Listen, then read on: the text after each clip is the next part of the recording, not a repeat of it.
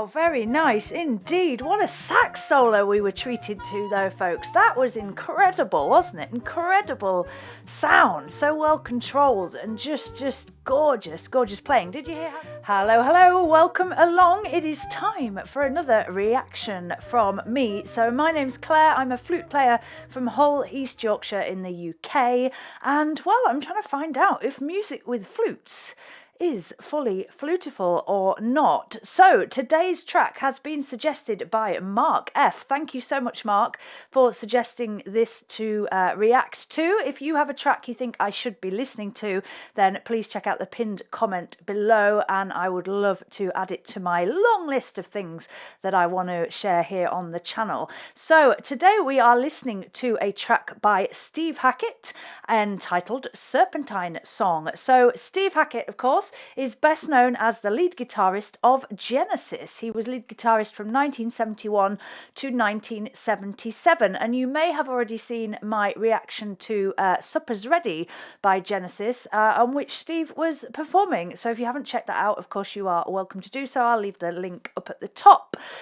Since then, Steve has pursued a solo career and worked on many other projects as well. Now, this song is from the album To Watch the Storms, which was his 16th studio album and was recorded with his brother John. Now, John Hackett is a flute player. He has his own band called the John Hackett Band, and I have actually seen him perform here in Hull live last year. So I'm very excited to see him perform here with his brother because I've heard a lot about that but haven't actually witnessed it. So I'm very excited about this.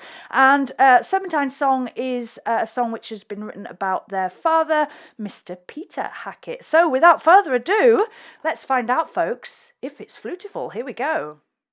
A song that's really dedicated to my dad and his dad, Mr. Peter Hackett, who was an artist. I'm sure he's there in spirit watching this. This is a song about him, really, and about London and about Hyde Park and about that extraordinary lake called the Serpentine. This is Serpentine Song.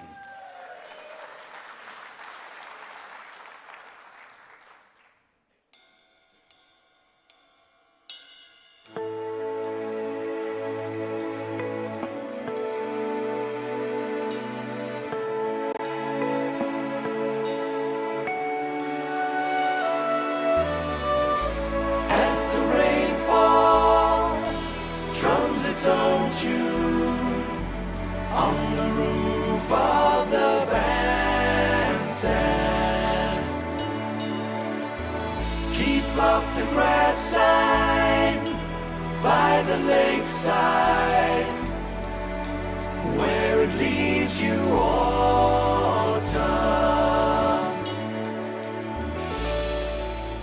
In the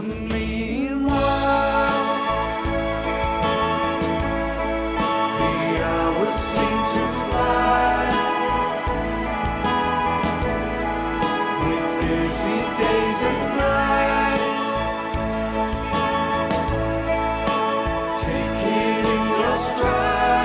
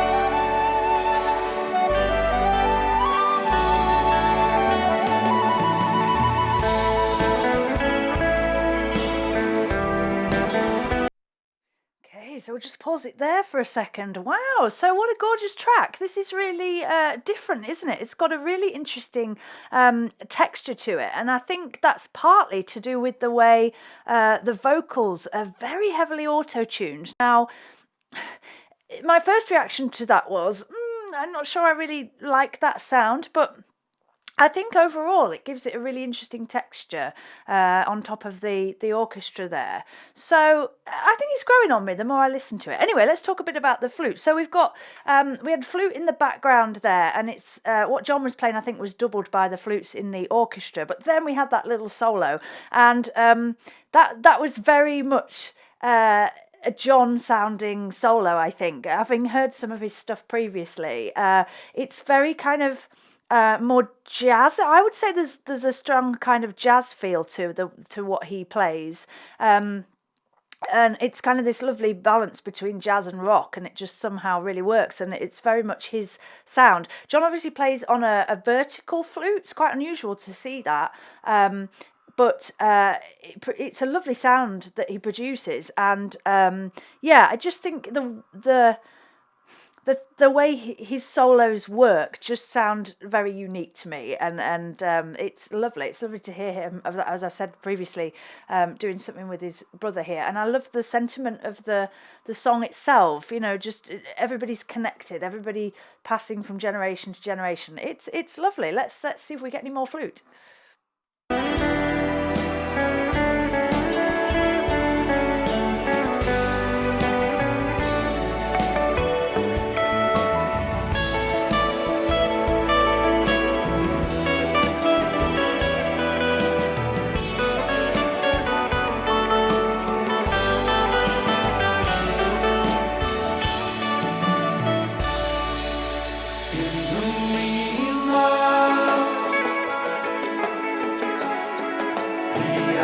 Seem to fly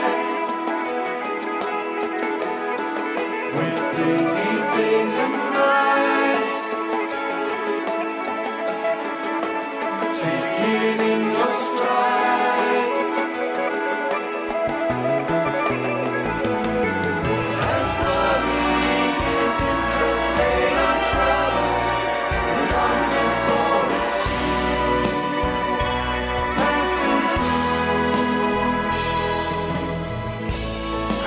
fountains, Peter Pan stairs over the landscape, without motion on pencil gray days, to adorn the summer.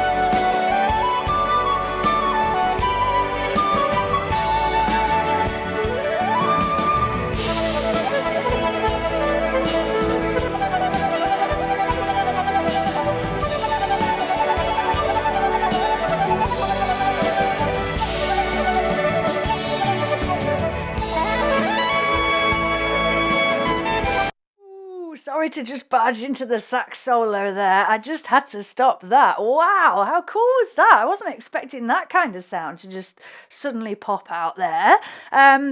Now, what John was doing there was using really fast tonguing. That's how he was really getting that sound there. Very, very difficult to control and to keep that moving, especially with the finger pattern that he was doing. But very, very effective, just to suddenly give it some kind of, drive, really. I've got my flute here. I'm going to see if I can work out what he was doing.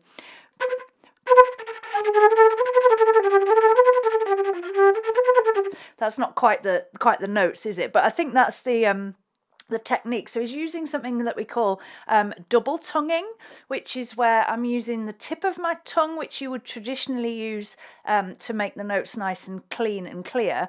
But then I'm also using the back of my tongue in what we call a k stroke, a backstroke. So I'm essentially going t, k, which helps to mean that the tongue can move faster, and then we get that repetition. But to do it very cleanly at that speed, and to do it with that nice rotating kind of finger pattern that he was using there is really, really tricky, and just unusual to hear that in something such as this. So nice. I really, really enjoyed that. Right, I'm gonna hand over to the sax now. Here we go.